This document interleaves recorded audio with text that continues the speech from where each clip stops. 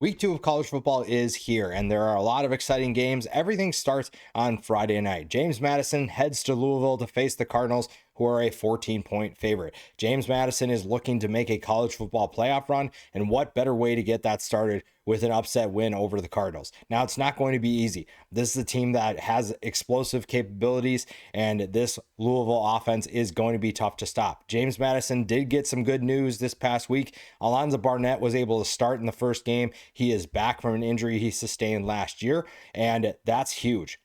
He is the best option at quarterback. He is the best player at that position, and he is going to be fun to watch if you are a James Madison fan. He brings a different element to the offense. He brings a balance to the offense, and this is going to be a big test for him to be able to compete with the Cardinals, potentially pull off an upset. That's going to be something that will be really helpful for him to build his confidence and also grow the hype for this team. Right now, I think the American Conference is getting a lot of the playoff attention, but the Sun Belt could have a team like James Madison that could make a run. Now, the big things for them is keeping Barnett healthy, keeping him upright. I don't know if he's truly back to 100%, but I do know that he has to get time to throw. He has to have time to make plays. And so the offensive line is going to have its hands full against this Cardinals team. For Louisville, finding ways to be explosive. We know that Jeff Brom's offenses are capable of being explosive. We know what they can do when they're playing really well. And that is something that has to continue in 2025, and especially in this one. How do you do that? One way is taking care of the football. Miller Moss has to be better. It didn't really matter against Eastern Kentucky, but I guarantee you, if you turn the ball over against James Madison, that is going to hurt. That is going to have a major impact on this game, and it's going to give James Madison the belief that they can hang around in this one. And the longer you let James Madison hang around, the more pressure's on you, the more tense your players become, and the more confidence that the Dukes will have.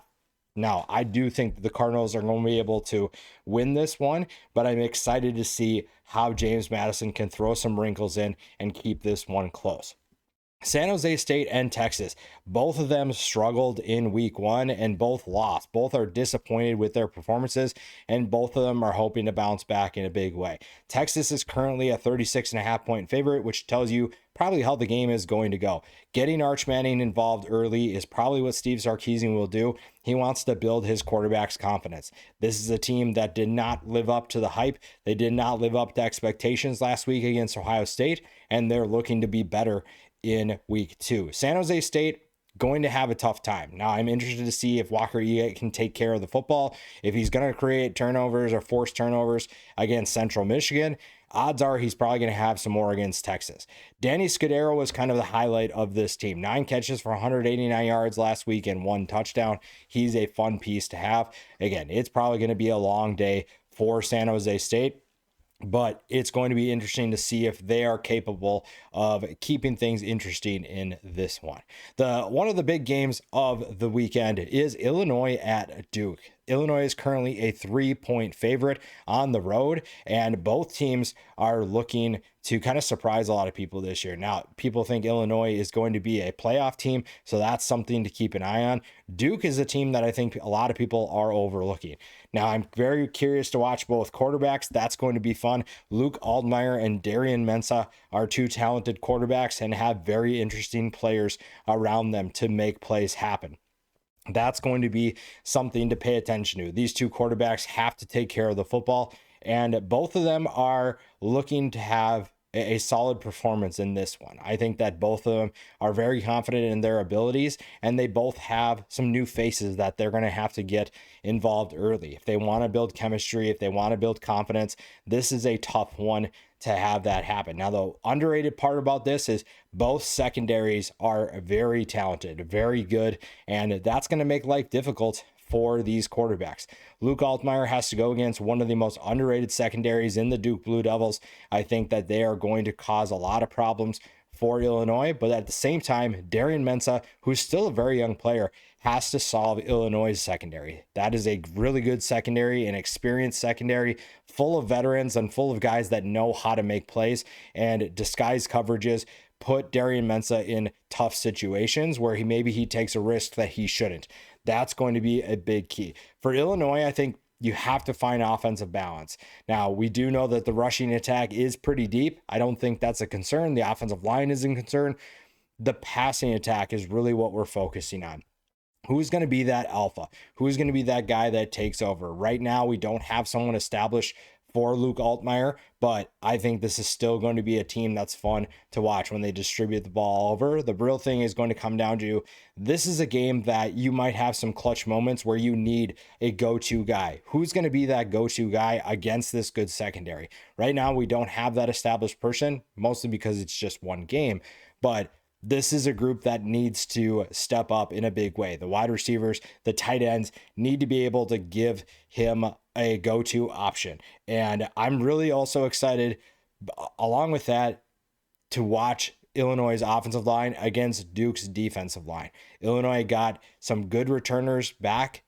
Probably could have gone pro, but they decided to come back, and that's huge. Same thing with Duke. Duke had some guys that probably could have turned pro, probably could have gone to the NFL, but they ultimately decide to come back to campus and come back to a team that is going to try to make a college football playoff run. And that might be a little bit more difficult in the ACC, but this is a Duke team that can definitely make that happen. Now, there's a lot of things that do need to go in their favor. This is one of those games, but that's a matchup that's going to be fun.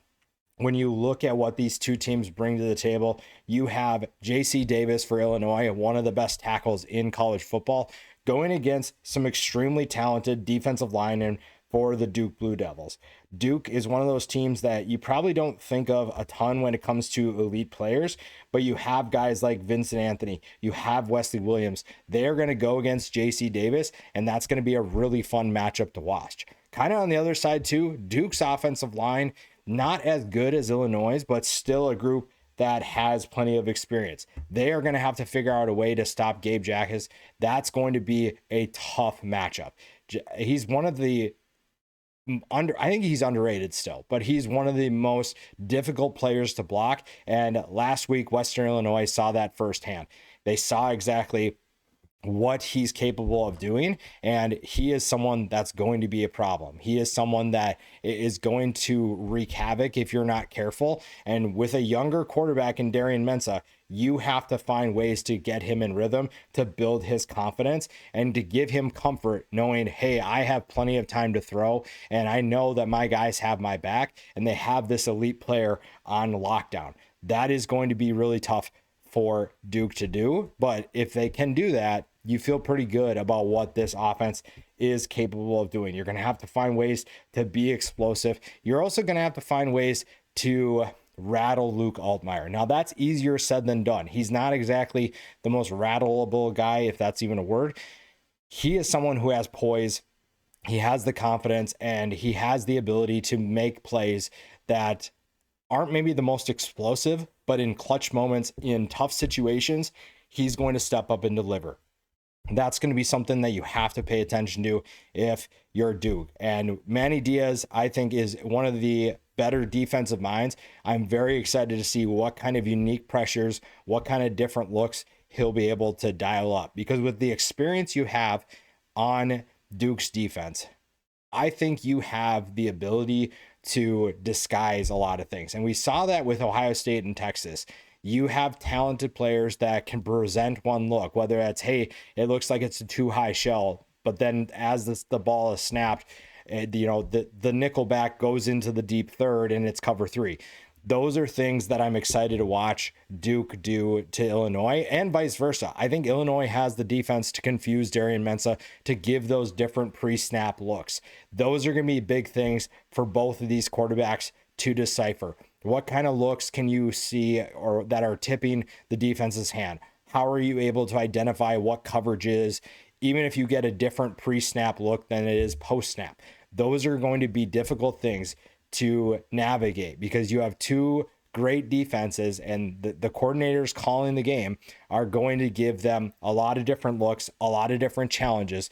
And that's something that will be difficult. That's going to be something that dictates the outcome of this game, is how well both quarterbacks decipher what the defense is giving them. Again, the passing attack is going to be pivotal for both sides. And right now, I don't think either side feels like they have a true number one guy. You do have some options. I think Hank Beatty was pretty good for Illinois. Cooper Barkate, the transfer who came in this offseason for Duke, 5 catches for 117 yards last week. But again, neither of them played quality competition, so you don't know the legitimacy of that result. That is going to be something that's really fun to watch. If you are a Duke fan, if you're an Illinois fan, and Duke's had success at home against teams that are considered better than them.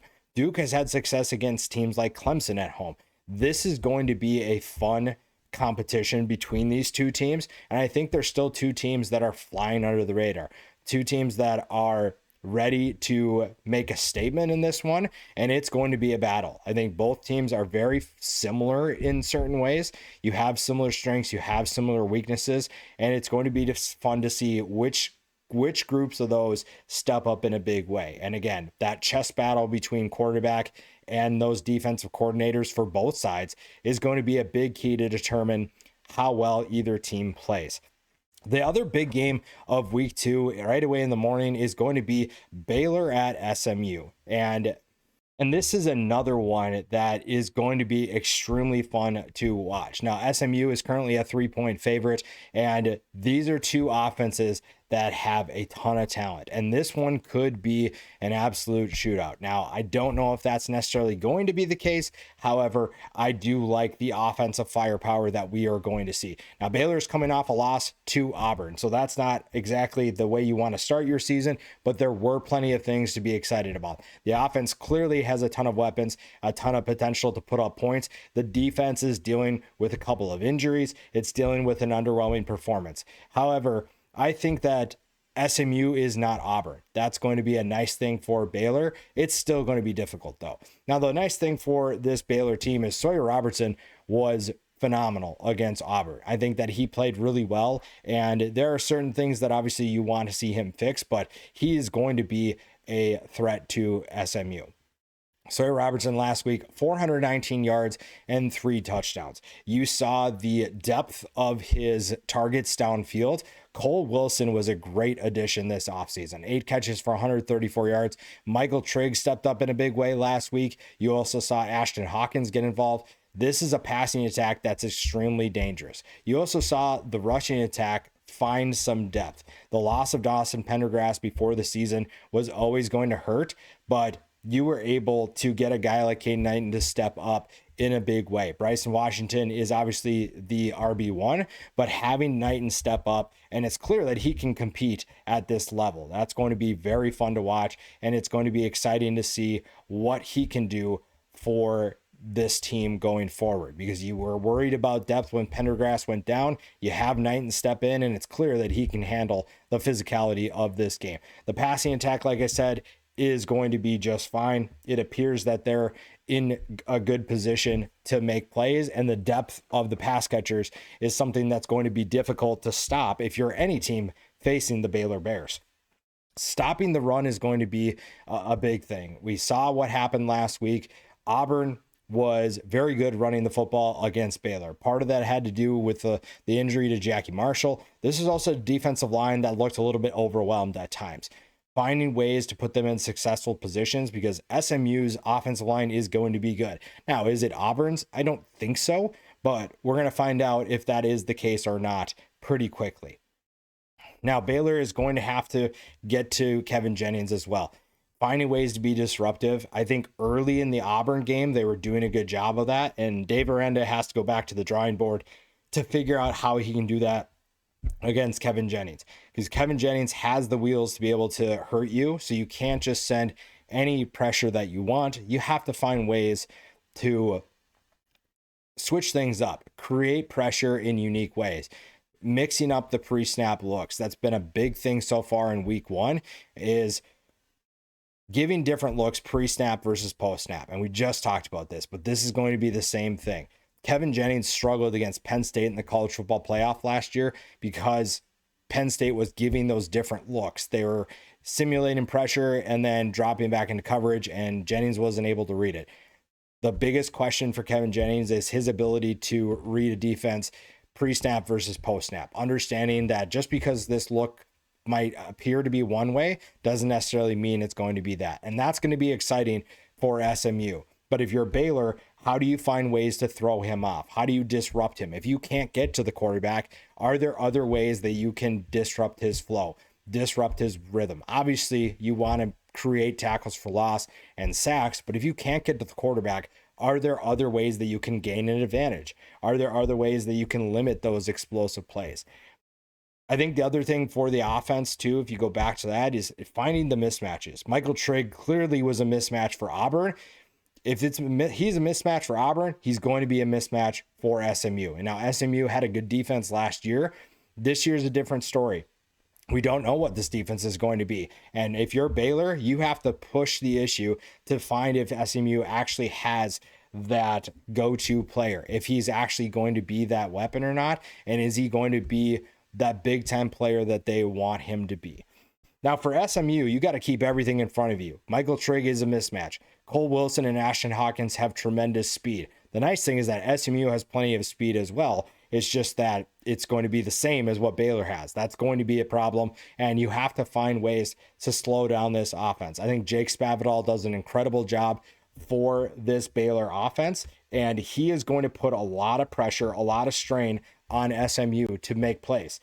To be able to slow them down, that's going to be a big key. And if you're Scott Simons, you have a lot of work to do, and it's going to be a lot of work to slow down an offense that has this much talent, that has the ability to make some of these plays happen. And SMU is going to have their hands full. The nice part is that SMU's offense should be able to pick up right where they left off. They didn't have to do a ton last week. Playing East Texas A&M, we knew we weren't going to get a ton. We knew that this offense and Rhett Lashley were going to keep things mostly vanilla, mostly bland.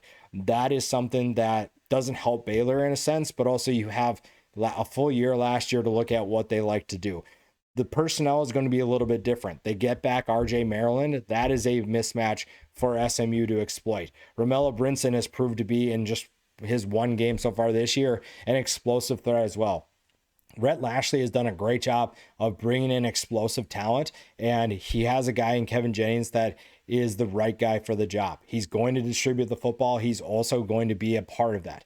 Another thing to keep an eye on with, how do you limit the turnovers? Dave Aranda is a great defensive mind. He's going to find ways to keep his defense in different looks. Can Jennings respond to that challenge? Is he able to actually take control of a game and understand what this defense is trying to do? Because if he's creating turnovers, he's forcing turnovers, giving the ball back to Baylor, it's going to be a long game. If he's not, if he's taking what the defense gives him, he's making the right reads, SMU has the talent to be explosive. And this is going to be a fun game. I think it's going to be a physical game, and I really like what both sides bring to the table. If I have to look at this game as my only game of the weekend to watch, I think it's going to be super fun. And honestly, it might be the best game of the morning slate. It's still going to be a game that has big implications for both sides. Baylor's 0-1. They don't want to go 0-2. SMU's 1-0, and they are trying to get back to the college football playoff, and they're going to have to do so in a conference that appears better than it was last year. Clemson's going to be good. Miami looked really good this past weekend. Florida State pulled off the upset against Alabama. SMU has a lot of work to do if they want to get back to the ACC championship game and as well as the college football playoff. This is going to be a big one, but I think it's going to be a fun one. I do like Baylor in this one. I think that they have a lot of talent, but I'm very excited to watch what both sides can do to win this game. Iowa and Iowa State. Iowa State's currently a 3-point favorite, and this one is a rivalry game. It's going to be interesting to see how both teams perform. Iowa didn't have the strongest performance against Albany. Iowa State looks to be in a little bit different place than the Hawkeyes are right now. That being said, I'm very curious to see how Iowa responds to this type of a game. Mark Gronowski didn't exactly have the game that we thought he would have against Albany, but this is still Iowa State. Anything can happen. And even though Iowa State is in a better place right now, I think through just the two games, Iowa's still going to be tough. You know that they're going to be a tough team, and I'm excited to see Rocco Becht and Mark Gronowski go back and forth. That's going to be a matchup that, even though they don't go directly against each other, their offenses will be fun to watch against these defenses. I think Iowa State's defense lost quite a few key pieces, but they appear to be just fine. There aren't too many concerns with this group, and that should be really exciting. I think that Iowa State is just the better team right now. It's hard to judge off of one game against Albany, but right now Iowa State has 2 games under the belt. They appear to be in rhythm. They had a really strong showing against South Dakota. I think that Iowa State is going to take care of business. Texas Tech is a 47.5-point favorite against Kent State. I'm mostly looking for, what is Baron Morton's status? Is he going to play? And if he does, how long does he play? He got hurt in the week 1 matchup, and you're hoping that he is fully healthy. His health dictates the success of this team. His health is going to be key for Texas Tech to make a run, and that's going to be vitally important if a college football playoff appearance is in their future. Kent State barely beat Merrimack. You feel like Texas Tech, even without Morton, should be able to cover 47.5 points, but we're going to watch that. There are just other things to keep an eye on, and it's really just a matter of how long the starters are going to play. Virginia goes to NC State. NC State is a 3-point favorite right now. There's a lot of 3-point games. Week 2 is feeling very Big 12-ish, and we have a number of games that are currently sitting at 3. NC State had a solid win over ECU. There are definitely some things they needed to fix, but they got a win. They got a win against a rival, and that's a good start. Virginia beat Coastal Carolina with relative ease, and that's something really exciting to watch. Virginia is a team that's looking to get to a bowl game. They're looking to bounce back in a big way, and they brought in Chandler Morris to help. They brought in Chandler Morris to be that guy to run the offense, and I'm excited to see what he can do for this team. I think he has plenty of tools around him. Cam Ross emerged in a big way last week, and going against this NC State defense is going to be really fun to watch. I think that Morris's ability to stay confident and make smart decisions against what should be a pretty good NC State defense, running the football, is going to help quite a bit as well. For NC State, CJ Bailey has to be what he was last week, taking care of the football, making smart reads, completing passes, finding explosive plays. Wesley Grimes was a good option for him last week. There are plenty of talented players that he can hit downfield, and that helps his development. If he is truly better this week and this year, NC State's offense should be so much better. If he's not, it could be a long day. Now, Virginia's defense has to find ways to make him second guess what he's doing, but it's a group that I think has plenty of talent to be able to do that. And NC State's a 3-point favorite. I'm kind of leaning towards Virginia right now, but NC State is going to be really fun to watch nonetheless. Central Michigan at Pitt. Pitt's a 21.5-point favorite, and Central Michigan got off to a good start. They beat San Jose State on the road, and now they have a tougher test in Pitt. Pitt's going to win this game. There's not really a question about that, but I am curious to see how Central Michigan competes. Eli Holstein for Pitt, really fun to see him get off to a decent start. 215 yards and 4 touchdowns. Desmond Reed was electric as always, so that's another guy that Central Michigan must worry about this week. UConn and Syracuse. Syracuse got off to a tough start. They had to play Tennessee, and that's not exactly an ideal way to start your season. I did think that Syracuse played pretty tough overall. They weren't going to win the game, but they played better than I expected. Steve Angeli, even with all the pressure he faced, stayed calm in the pocket, stayed poised, and I really liked what I saw from him. They go against a UConn team that got off to a hot start. They're looking to pull off an upset as 7-point underdogs. That's going to be a matchup that's definitely worth watching, and I'm really excited to see what the Huskies can do. I think that their passing attack is looking better already, and they have a good rushing attack already established. That's going to be a big key for this game. I think that getting the running backs involved early is going to help Joe Fagnano's passing efficiency, and it's going to help them make explosive plays. They also want to keep things in front of them. Syracuse has the ability to be explosive, and they want to do that. They want to be able to dominate the line of scrimmage. That's going to help them tremendously as well. We saw at times they had some big plays against Tennessee, and playing against UConn should allow them to create some of those plays again. Liberty and Jacksonville State. Liberty was tied with Maine late in the game before pulling away, and Jacksonville State had UCF kind of on the ropes. They lost 17-10. Liberty wins 28-7 over Maine.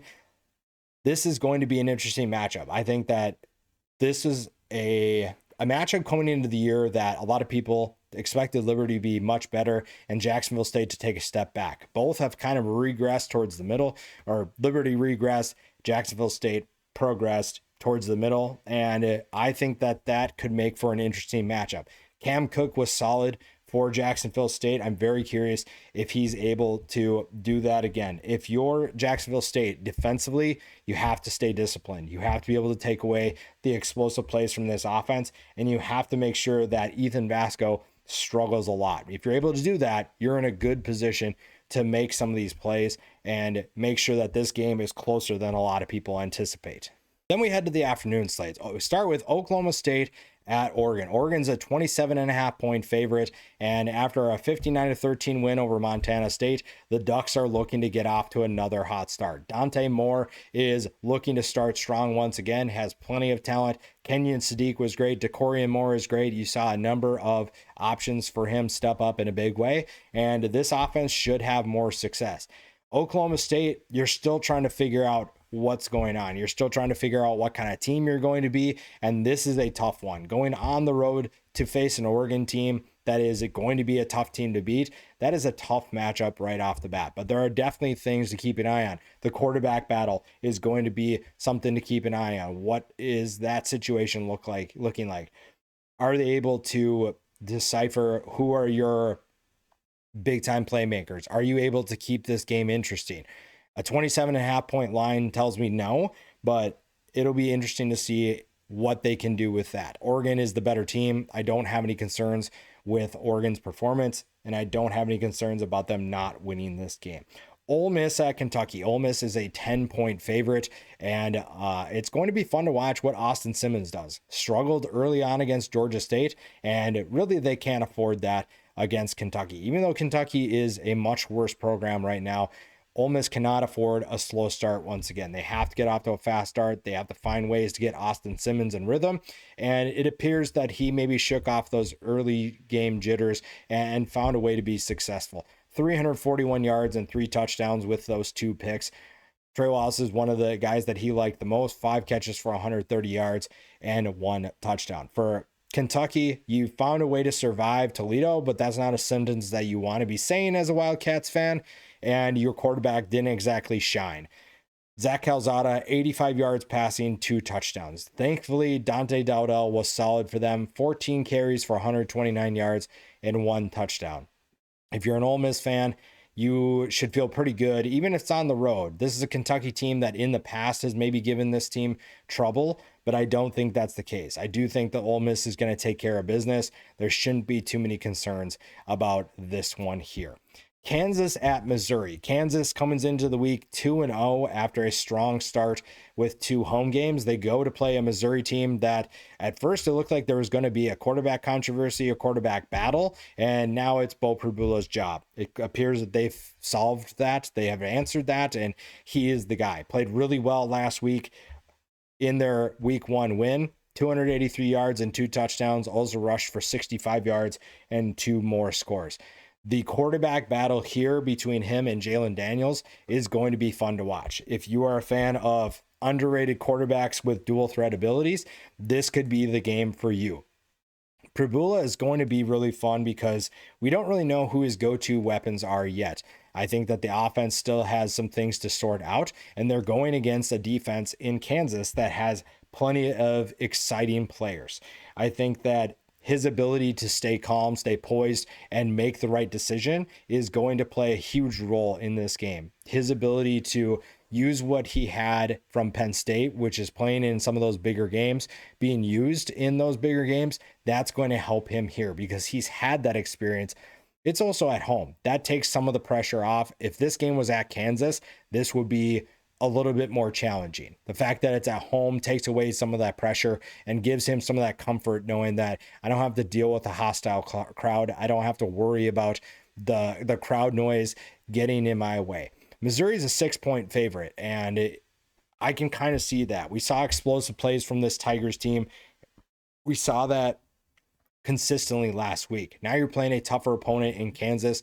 You're going to have to be efficient. You need those explosive plays still. You have to find ways to confuse Jalen Daniels, because in the past, we've seen teams confuse Jalen Daniels. This defense has the ability to do that, and it really starts in the trenches. Missouri's defensive line can have the biggest impact on this game. First, it's the quarterbacks, but I think the defensive line can have the biggest impact. Yes, Jalen Daniels can run, but if you're getting in his face and you're causing problems for him when it comes to feeling comfortable in the pocket, being able to make the right reads, those are going to be things that are very difficult if you're trying to get the ball down the field. And Missouri has a group that can be a game changer. It can change the outcome of the game because they're able to be disruptive.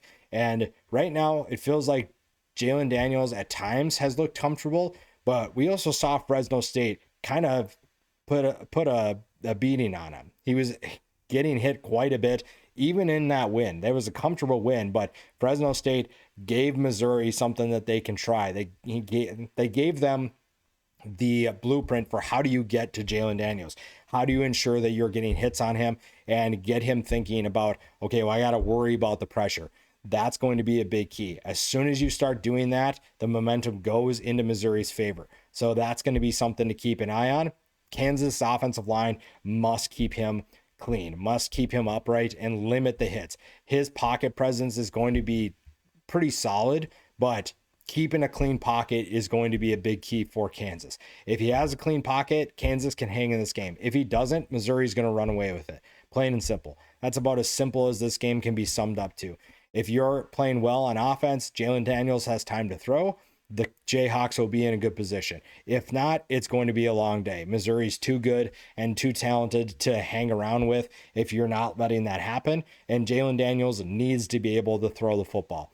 Getting him time to throw is going to be the biggest key for this team. And this is honestly an underrated matchup. I think that this is a matchup that not a lot of people are talking about. I do like Missouri in this one. I think that playing at home is a big difference maker. And I really like that the offensive line for Kansas is good, but I like Missouri's defensive line even better. Fresno State at Oregon State. Oregon State is currently a 3-point favorite. Again, another 3-point line, and we are not done with that, as you can see on the screen. Oregon State lost to Cal last week, 34-15. And while I don't think that Fresno State has the ability to win that way, a 3-point line is not exactly what you want if you're an Oregon State fan. I was skeptical about this team coming into the year, and that first game didn't exactly do anything to change my mind.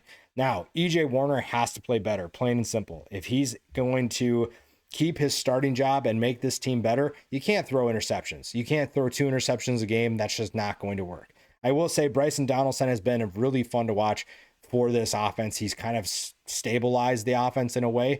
That's really been fun for the Bulldogs. That's a fun guy to have in your offense, and it takes some of the pressure off of the passing attack. That being said, EJ Warner just has to be better, plain and simple. He must be better.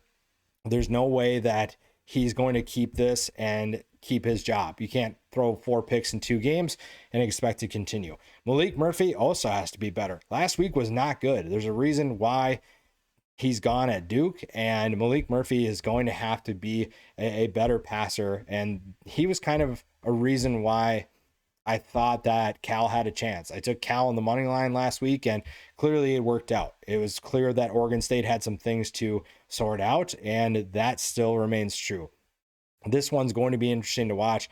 Fresno State being a 3-point underdog is very interesting, so keep an eye on that one. Arguably the group of 5 game of the week, Texas State at UTSA. UTSA is a 4.5-point favorite, and even though they lost to Texas A&M, that's a team that's going to be tough to beat. The offense is in a great position to make plays. The defense has some work to do, but this is a team that's going to make the American tough to win. If you're a UTSA fan, you feel confident about where your team is headed. You feel good about what your team showed against Texas A&M, even though you lost 42-24. UTSA is still in a great spot to be able to compete in the American, and I don't think they're going to make a run at the college football playoff, but this is a team that's super underrated in the American. I think Robert Henry's performance in the first week against Texas A&M was a big reason why that game was so close. 16 carries for 177 yards and 2 touchdowns. Owen McCown, not the greatest game, but he didn't throw any interceptions, so that's pretty good. And taking care of the football is going to be a massive key for this game. I also think getting Owen McCown involved early, building that confidence, because you knew he was going to struggle against Texas A&M. You knew that he was going to be limited. Finding a way that almost throwing that game away, if you will, and saying, okay, let's refocus, let's restart, and say, this is week 1, right? This is our first game, our first true game, because this is the game we actually have a chance to win. Owen McCown, let's get you involved. Let's get you throwing the football, making some easy reads, and getting your playmakers involved. UTSA has a lot of good playmakers at wide receiver and tight end. I think you're going to see that a little bit more in this game. Throwing the football should be a little bit easier against Texas State, and it's still going to be a battle. Texas State put up 52 points on Eastern Michigan last week. Getting your playmakers involved is, one, going to keep the Texas State offense off the field, but also help your team put points on the board and keep you in this game. Finding ways to get pressure on Brad Jackson is what the defense needs to do. And this is a defense that came into the year with a lot of questions. We weren't really sure what the Roadrunners defense was going to provide, but we knew that they had talent. Shad Banks is already making his mark. He's already been a solid player, and they need this defense to play well, finding ways to create pressure. I mean, we talked about this earlier in the video. How do you simulate that a play is going to be one way, and then as soon as the ball is snapped, you give them a completely different look? Brad Jackson looked good last week, but I think UTSA has the ability to kind of switch things up and rattle him in a way. Getting to the quarterback, finding ways to get pressure is going to be a big way for UTSA to keep themselves in the game. We know that they have the offense. We know they have the explosive capabilities of winning this game. We know that they can make enough plays. It's just going to come down to, is the defense going to get enough stops? Is the defense going to be able to create turnovers? Is the defense going to be able to play at a level that allows us to win this one? If you're Texas State, I think that even though UTSA can put up points, I think you have to get off to a fast start. It's a big reason why you overwhelmed Eastern Michigan, and it's going to be a big reason why you could potentially do that to UTSA. You're a 4.5 point underdog. A fast start is going to be key. Brad Jackson played really well. I think that he played a game that this team needed him to play to have that fast start, to be able to overwhelm Eastern Michigan. And if they can do that again, if he can do that again, this is a team that's in a great position to potentially win this game. They showed balance last week. Lingapari, 12 carries for 167 yards and 1 touchdown. He is someone that is going to be part of this as well. The balance of this offense is vital to the success of this team. If they have balance, this is going to be fun because, again, there are things to exploit in UTSA's defense. There are things that could go wrong for UTSA, and Texas State has the weapons to be able to make that happen, to put them in tough situations and give themselves a chance to potentially win this game. That's something I'm going to pay attention to, and it's something that's definitely worth watching. Right now, I'm going to lean UTSA. Texas State is really fun, but I do think that UTSA is a team that I'm confident in, a team that I know what I'm going to get. And even though you lost to Texas A&M, you still have plenty of talent to be able to win a big one like this. West Virginia at Ohio. This is a really random one. I love then we have random games where you see Power 4 teams go to Group of 5 schools. West Virginia is, here we go, a 3-point favorite on the road. And maybe that has something to do with the Ohio game against Rutgers last week. Maybe. If Rutgers doesn't struggle with Ohio, then maybe this is a bigger line. We know that West Virginia is going through a little bit of a transition. Rich Rodriguez is back. We know it's going to take some time. But also, I'm kind of surprised at Ohio. Ohio is a team that I didn't expect to have the success they did early. I thought it was going to be a transition. You had plenty of roster transition. You also had a new coaching staff coming in. they are clearly hitting the ground running. And part of that has to do with Parker Navarro. Actually, a big part of it has to do with Parker Navarro. His ability to make explosive plays with his arm, with his legs, is going to be a key. And honestly, if I'm West Virginia, I'm worried about that. If Rutgers, who I think has a better defense than West Virginia, couldn't stop him, I'd be really worried about what we're going to do to slow him down. That's going to be something to keep an eye on. How does West Virginia's defense slow down Parker Navarro? Because he is so good, he's so talented, and he is someone that can single-handedly change the game. Nico Marchiel for West Virginia, how does he perform? How does he get involved early? How does he get a rhythm and get this team in the game? That's going to be something I pay attention to a lot, and it's going to be a fun quarterback matchup for now. I'm not going to pick this one, but I'm saying Ohio +3 doesn't look terrible. USF at Florida. This is going to be interesting for two different reasons. Florida's a 17.5 point favorite, so a lot of people just expect Florida to run away with this one, and that's probably going to happen.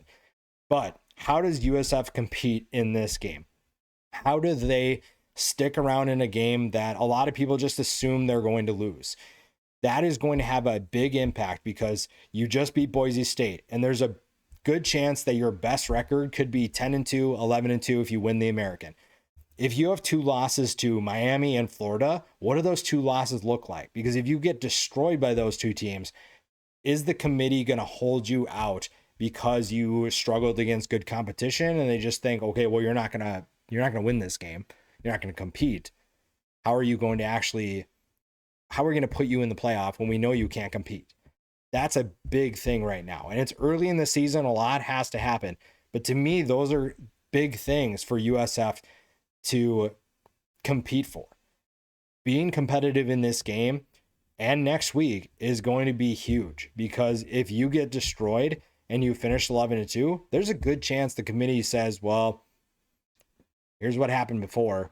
We're not going to just put you in because this doesn't work. And we've seen the committee do some things like that where it doesn't feel right. It doesn't matter what the resume is, but this is a big one. Watching Byron Brown and DJ Lagway compete is going to be really fun. If anything, even though we don't know, I guess, but even though we assume that Florida is going to win by quite a bit, watching those two quarterbacks is going to be really fun.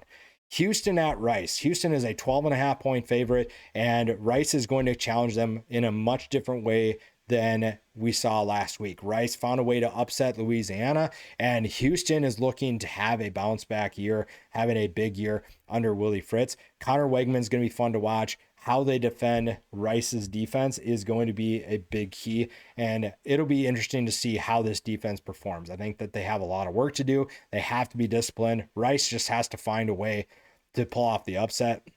I don't think that's going to happen, but if they're able to do that, creating turnovers and being efficient on offense will be a big one.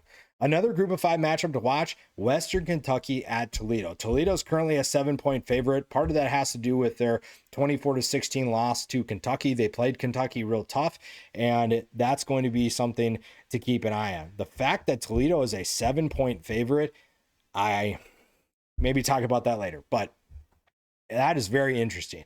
Now, Toledo's really talented. They're extremely exciting. They have plenty of weapons. They have plenty of explosive players. Going against a Western Kentucky team that is also explosive, this is going to be a fun watch for sure. Now, neither of these teams are probably going to be in the running for a college football playoff spot, but these are two teams that will be fun to watch throughout the entire season. Western Kentucky's off to a fast start. Maverick McIver already has 706 yards and 8 touchdowns. He's well on his way to being a top 5 quarterback in Western Kentucky history in terms of single season performance.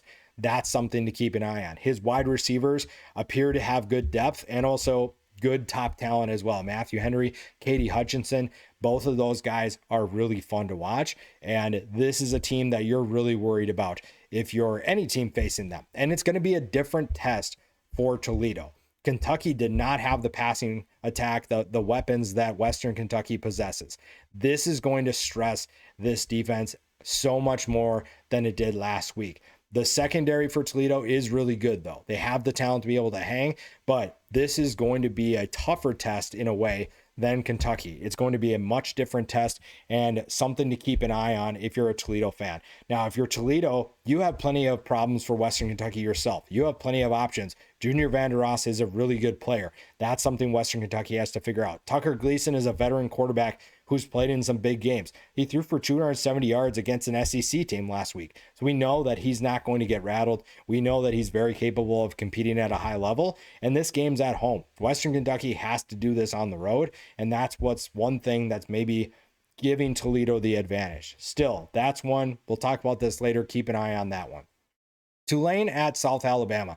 Tulane is a 10-point favorite, and they're coming off of a big win over Northwestern. They absolutely dominated the Wildcats and got off to a great start. Jake Retzlaff is going to be someone to pay attention to if you're watching this game, how he performs in this one. Does he get off to another fast start? That's going to be a big question. The other thing to keep an eye on is that Tulane has some big games coming up, including the return of Darian Mensah to Tulane. Are they going to be caught looking ahead to that? I don't think that John Summerall's team is going to do that, but keep an eye on that. South Alabama is very underrated. They have a good offense, and that's going to be something that they could take advantage of. If Tulane's a little bit slow, a little bit rusty, coming off a big win, looking forward to the next week, that is something to keep an eye on. I do like Tulane in this one, but I do think that South Alabama could be sneaky good and sneaky difficult for the Green Wave this week. Then we go to the night slate. Arizona State heads to Mississippi State. They're a 7-point favorite, and I think this one could be a very interesting matchup. Mississippi State is kind of getting overlooked by a lot of people. They're at the bottom of the SEC. Arizona State has to go on the road. They have to compete on the road in the SEC in an underrated environment, in my opinion. How they stop Mississippi State's offense is going to be one thing to watch with this group. I think it's going to be very interesting to see how do they slow down Blake Shapen, how do they provide different looks, and also can their offense be as good as we want them to. Last week wasn't great, but also didn't feel like Arizona State was ever in trouble. Sam Leavitt's going to be really fun to watch. I think that this passing attack is in good hands. How do they get the running game started? There's plenty of talent in this rushing attack. There's plenty of players that can make a big impact, but can you find balance? Mississippi State has some underrated players. Isaac Smith is definitely one to keep an eye on, and Arizona State knows what he's capable of doing. They know what he can do, and they're going to find ways to potentially put him in a bind and find ways to negate his talent. This is a sneaky good one, though. I think that this could be a really fun game and maybe closer than a lot of people anticipate. The big one, though, the big one that everyone's going to be talking about in week 2 is Michigan at Oklahoma. Oklahoma is a 6-point favorite right now, and this is a big opportunity for both schools. Oklahoma is trying to bounce back in a big way. Brent Venables' job is kind of, I won't say hinging on this game, but this season for sure. They need a signature win early in the season. They need a big win early on, and this is a great opportunity to do exactly that.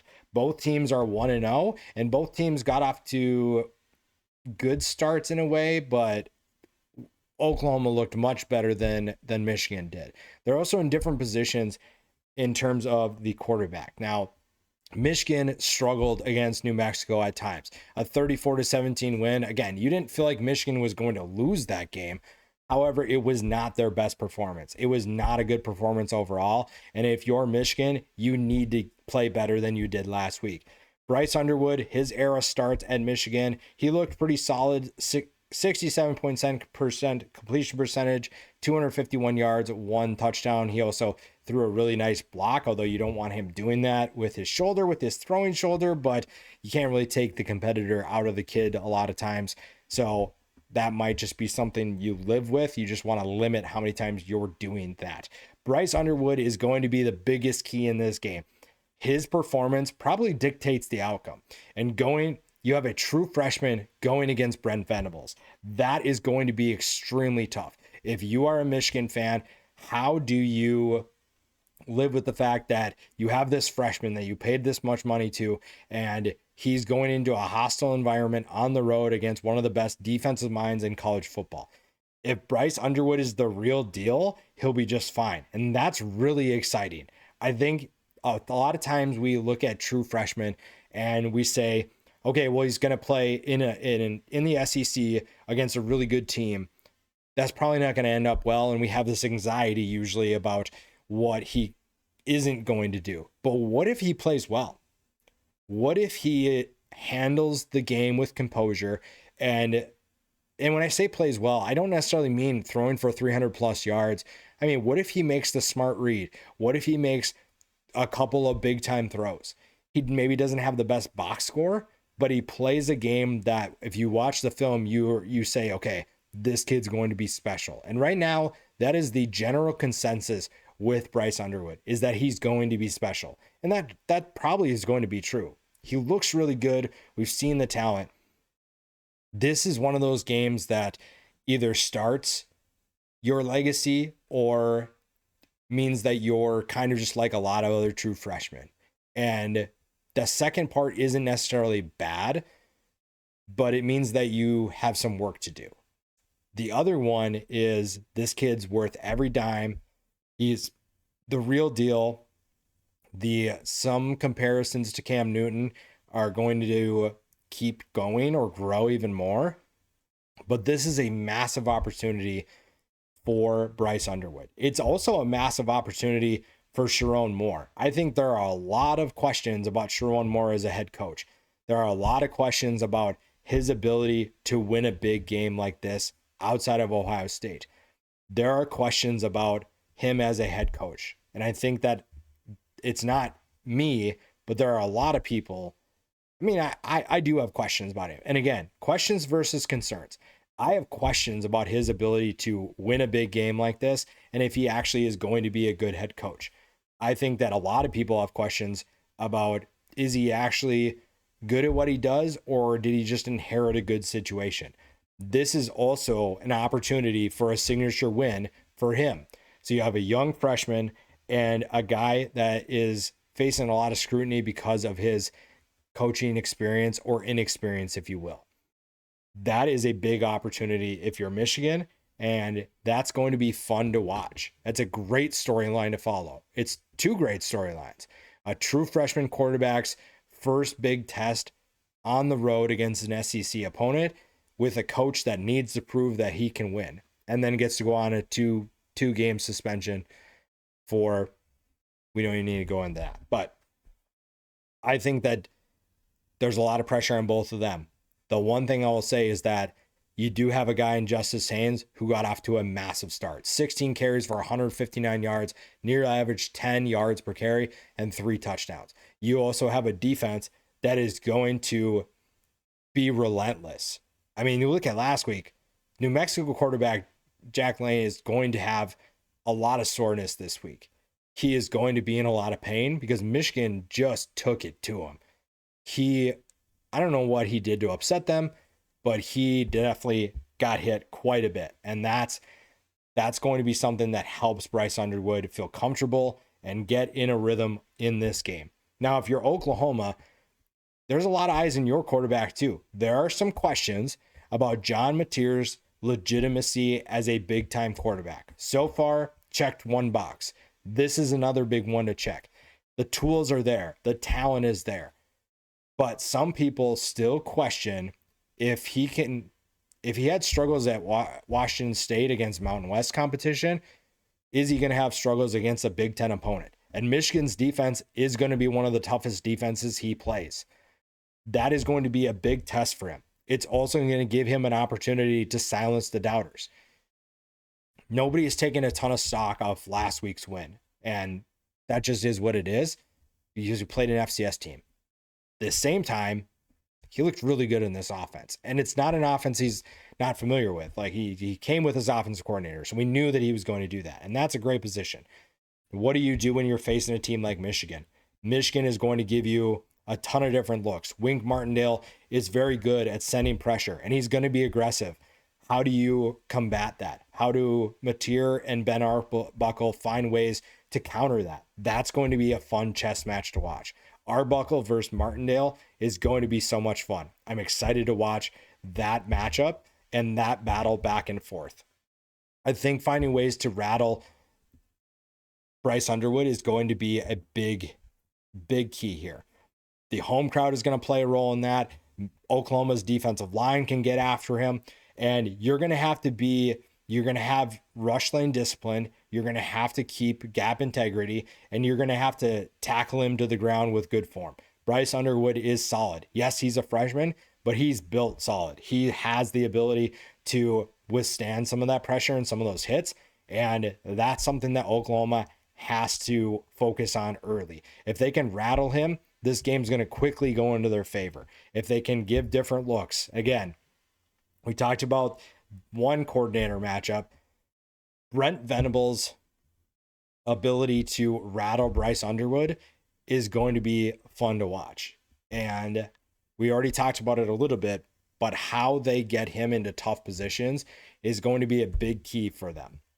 Keeping this offense off the field and also dictating the pace. Oklahoma wants to go as fast as possible. Michigan, not so much. They're not trying to run as many plays as possible. They're trying to slow things down a little bit more and be efficient. If you can get explosive plays, if your offensive line can keep John Mateer up, you're in a really good spot to win football games. I like Oklahoma in this one. I think that they're going to pull away at home, and I think that it's going to be a fun environment. I do like the Sooners quite a bit. A very underrated matchup in week 2 is Vanderbilt at Virginia Tech. And coming into the season, this one wasn't as exciting, but after week 1, even with a loss to South Carolina, Virginia Tech appears to be a little bit better in this game. Now, Vanderbilt is looking solid after their week 1 win. Diego Pavia had a solid game, 275 yards and 3 touchdowns, 44 yards on the ground. This is going to be a tough environment. And not that this team can't handle that. This Vanderbilt team is in a great spot. Virginia Tech is just going to be a different environment that they maybe haven't experienced before. And it all depends on the confidence of Virginia Tech. Are they able to bounce back? Are they able to play with confidence?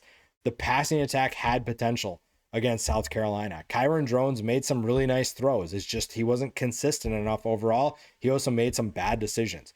Limiting those mistakes, penalties, turnovers, those are things that Virginia Tech has to get better. They have to improve. They have to fix. If they don't do that, it's going to be a long day for them. It's going to be tough for them to win football games if they're not playing with discipline. The defensive line could have the biggest impact, though. First, it's going to be Kyron Drones, and then the defensive line. The defensive line taking away the rushing attack for Vanderbilt, winning the line of scrimmage. If they can cause disruption against South Carolina, they can cause disruption against Vanderbilt. That is very evident. That much is definitely going to be true. And that's kind of why I like Virginia Tech in this one. Vanderbilt is good. I think it's going to be a tough matchup. I'm very excited to see this atmosphere. I think it's going to be rocking. I think it's going to be super fun, and it's going to be fun to watch both these teams compete. Akron at Nebraska. Nebraska is a 34.5-point favorite. Nobody's questioning if Nebraska is going to win this game, but I am curious to see if Akron was able to make Wyoming look bad. Can they at least give Nebraska a little bit of a test early? And also, if you're Nebraska, can you run away with this one early? Can you get off to a fast start? That's going to be a big key for that.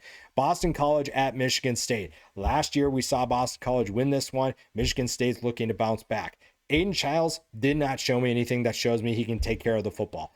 He does not look like he's taken any steps. He does not look better. He does not look like he has progressed. The one thing I'll say is that he didn't turn the football over against Western Michigan, but he also made a lot of errant throws and throws that aren't going to help his team.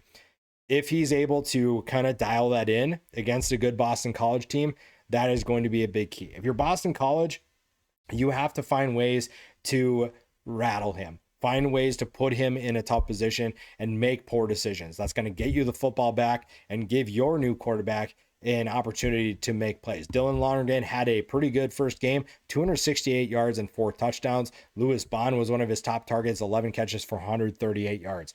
I think the passing attack is going to be really fun for Boston College, and they just have to keep Michigan State's defense, who looked pretty good against Western Michigan, keep them at bay, keep them away from their quarterback. That is going to be a physical matchup for sure. UCLA at UNLV. UCLA is coming off a poor performance against Utah, a 43-10 loss. They're trying to get Nico Iamaleava back in rhythm.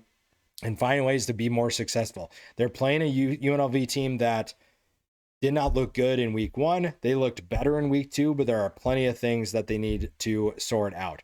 This one is going to have, I think it's going to leave a lasting impression. If UNLV finds a way to win this one, you're going to feel a lot better about the Rebels going forward. You're also going to feel like Deshaun Foster is probably on his way out if they get upset. This is not the start that UCLA wanted. And if they lose to UNLV and they go to 0-2, the panic button is going to be hit very quickly. San Diego State at Washington State. Now, when the season started, this line probably would have been at least, I would say maybe a touchdown or more. Now it's at 1.5 because of Washington State's struggles. The quarterback position for Washington State, not exactly sure what that looks like. San Diego State is looking to be better. An upset here for Sean Lewis's team would be great, but it's going to be tough as well playing on the road. Stanford at BYU. BYU is an 18.5 point favorite. They got off to an explosive start, and they should be able to do that again. They're going to have to be physical to stop Stanford's rushing attack. For Stanford, what does the quarterback situation look like? Is Ben Gulbranson actually going to be the guy, or are they going to test out a couple different options? BYU is probably going to win this one, and to me, it's just going to be a matter of how much. Now, an underrated matchup, UC Davis at Washington. I think that UC Davis, one, should be 2-0. The whole rule of their first game against Mercer was ridiculous, but UC Davis essentially is 2-0, even the record there says 1-0. That's an underrated team. They're going to be very good in the FCS. It's just that Washington is an FBS team with a lot of talent and more talent than UC Davis. I'm very excited to watch Demon Williams once again. UC Davis, Caden Pinnock is a very good quarterback as well. That quarterback matchup is going to fly under the radar.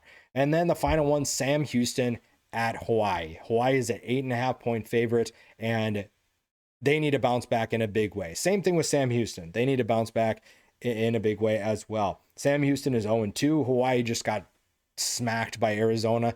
They're 1-1. They're looking to bounce back. It's a home game for Hawaii. Sam Houston is traveling all the way there, and I do like Hawaii's ability to bounce back in this one.